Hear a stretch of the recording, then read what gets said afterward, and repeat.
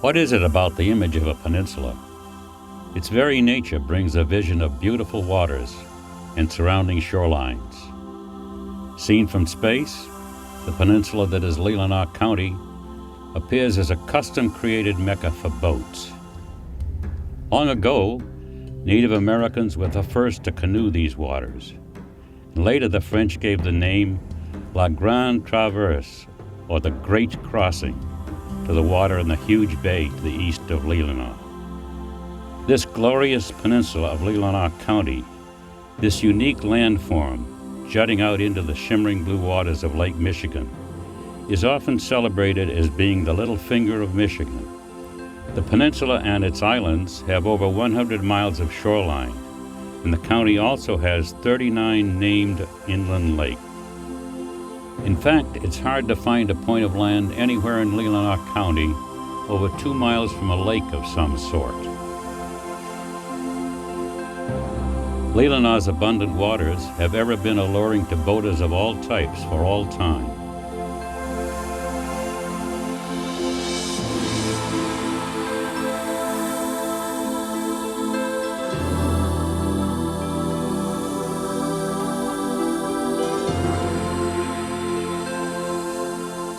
The winds off Leelanau pushed along the first of the Great Lakes schooners, and the islands and the Manitous fueled the early steamers with wood as they worked up and down the lake. Scandinavians settling here built boats for fishing, and before the Coast Guard was an official name, lifeboats at manned rescue stations protected the passing ships. Raff's Camp in Northport became the birthplace of Michigan charter boat fishing. Over the years, Leelanau County has been home to fine boat builders like Telgard and Livingston. Mail boats began service to the islands in the mid-1800s, and the mail still arrives on the Manitous by boat today. Over the years, lake freighters have gotten bigger and bigger, still hauling their loads past Leelanau through the Manitou Passage. It's not too hard to see that Leelanau County has really always been about boats of all kinds. One important chapter of boat history in Leelanau still plays an ever-increasing role today. Pleasure craft started making an appearance here around the 1930s. The Leelanau Historical Society proudly presents Glory on the Lakes, the wooden pleasure craft of Leelanau County.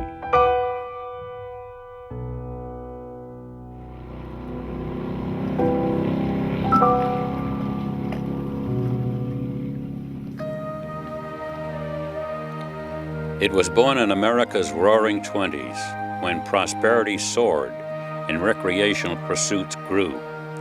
A new industry with a very bright future launched forth its dreams. Names like Chris Craft, Garwood, and Century, along with several other boat builders, were in the midst of mass production of wood boats when October 29 hit and turned people's dreams away from recreation to an all-out struggle to keep their homes and feed their families. In 1929, the Garwood plant in Marysville, Michigan, was geared to produce over 1,000 wooden boats. In 1931, only 30 boats came off the line. Many of the boats sat several years on the factory floor, including the Golden Days, which was sold years after being built. Golden Days is still seen cruising in Leelanau County today. As the Great Depression was easing up a bit, it was Leelanau's summer resorters that began purchasing wooden boats in earnest. And in 1935, the Ed Marie was the first boat of record shipped to Leelanau since the Depression had started. The 1935 Chris Craft Ed Marie was purchased by the Gitz family and rides the Leelanau waters today with the name Ghost. In 1937, Tomanank was purchased by the Bracken family in Leland and enjoyed for many years by family and friends. It was sold after the kids all grew up. Many years later, it was tracked down out west by the oldest Bracken son, Frank, who repurchased and brought back Tomanank to motor again in Leelanau. The Edmar was first shipped here in 1937 and has since enjoyed continual use of Leelanau's waters by the Petty family over 4 generations. In the fall of 1937, Frank Ball ordered the first production 24-foot utility cruiser ever made by Chris Craft. The boat was named the Rosemary, and after restoration in 2004, is as good as new today. In the 1930s, many of the roads of Leelanau were so very poor that boats were the practical choice of transportation to move children to visit friends at other cottages or to get groceries and supplies. Boats were also the best transportation to get to evening social gatherings. Sales of recreational boats in 1938 were strong as ever as the Depression was losing its grip on the country and the sparkling clean waters of Leelanau were calling out to be enjoyed by boat. In fact, these years leading up to World War II have to be considered the glory years of wooden pleasure craft. The boat builders at Chris Craft, with a plant in Cadillac, Michigan, had a record of 3 profitable years in a row. In 1941, one of the last great pleasure boats ever produced by the Garwood factory was the Bobo III, in restored mint condition in Leelanau today. When Pearl Harbor was bombed, the Garwood factory shifted to making personnel transports and picket boats for the military, while Chris Craft ceased their huge line of pleasure craft to build PT boats. In the fall of 1941, the Bingham family had ordered a 26-foot deluxe cabin cruiser from Chris Craft, but because only military contracts were being filled at the time, it would be 5 long years of waiting.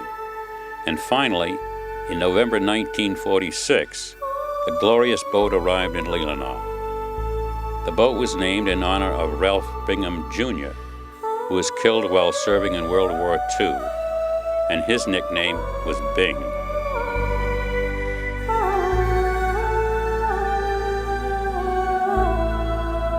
The end of the war and newfound prosperity and opportunity created the last surge of the great wooden pleasure craft of Leelanau County. Ed Ball, returning from the war having served as a staff officer to General Mark Clark, was guiding the Ball Canning Jar Company to its leadership position. His purchase of the 27-foot highball in 1948 was a family escape, a place away from the responsibilities and pressures of the company. The highball still cruises Lake Leelanau in family hands today. The 1956 cabin cruiser Bish II has been enjoyed by 4 generations of the Bischoff family. Many of Leelanau's post-war wooden classics still bring an artistic reflection of past glory days to the lakes today. During World War II, B-17 bombers were given lightweight plastic gas tanks, which engineers discovered would become incredibly strong when glass fibers were added. This new composite for airplanes was called fiberglass. That substance and the name fiberglass was just about to change the boating industry forever. The limited availability of quality wood and the new fiberglass revolution were the beginning of the end to the era of wooden pleasure boats. The 1959 Century Resorter Lord Jeff II combines classic mahogany with modern plastic and vinyl. In the 1960s, Dr. Jamie Bingham recalls his father insisting on buying a wood boat, and the only boat the marina had for sale with any wood at all was a 1964 Super Sport Chris Craft with a 465 cubic inch Lincoln Continental engine that could do speeds to 47 miles per hour, easily the fastest boat on the lake for many years. They named it the Bing II. The Bing II, with its beautiful mix of wood and fiberglass, can still speed to 47 miles per hour today. In 1966, the last wood boat to ever come out of the Chris Craft factory in Cadillac, Michigan, was the Little Messenger. The Little Messenger is still dancing across Leelanau's waters today. The glory days of the wooden boats may long be over, After all, space-age products are what boats are made of today. Yet in Leelanau, there's always been an echo to be heard. A passionate love of the art and beauty in wooden boats. Just look around the lakes and rivers of Leelanau. You'll see that echo come alive, and you'll meet people whose hearts have never left the joys of their glory days. You can see it today. You'll know it in Leelanau. There still is glory on the lakes.